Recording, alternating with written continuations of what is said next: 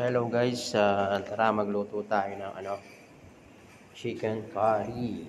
So ayan guys, napaka simpleng luto lang yan guys. Kung meron kang isang buong manok, chop-chopin mo lang siya, tapos gisa-gisa lang. Ganyan ang kalalabasan niya. So tawag diyan, luto ni Manyaman Kaabe. Yung nilagay ko na yan, nilagyan ko siya ng gata sa powder. Tapos sinaluan ko lang siya ng isang kutsarang cornstarch. Tapos yan.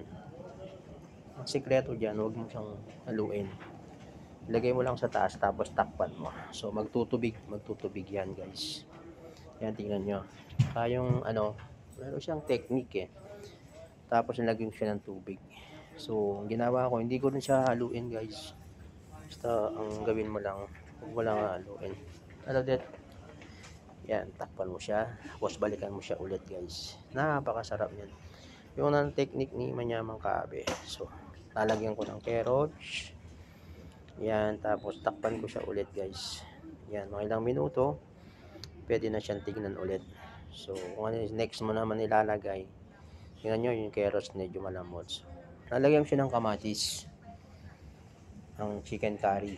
Para maiba naman guys. Para meron siyang konting gulay. So, yan, technique ko dyan. Di ba napansin niyo hindi pa ako naghahalo. So, yan, tatakpan ko na naman siya ulit guys. Paulit-ulit lang. Diba? Yan, pwede na siyang buksan ulit. So, nakita nyo yung kamatis, diba? Medyo lumambot na. So, lalagyan siya ng talong.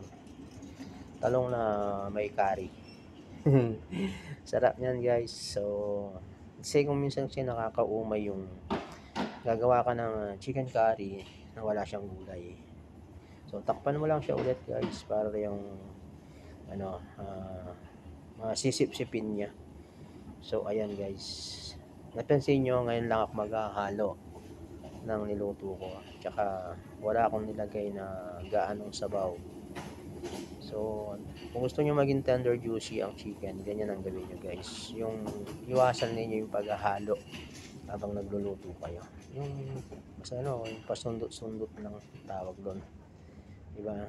So, yan guys, konting minuto na lang at pwede na yung iserve. Yan guys, don't forget like and share kay Manyamang Kaabe guys. Para sa ganun ma-notify kayo. Diba? So, ganyan lang guys. Yun, tinakpan ko siya ulit guys. So, pwede na yung iserve. Yan guys, napakasarap niyan ang chicken curry ni Manyamang Kaabe. Thank you.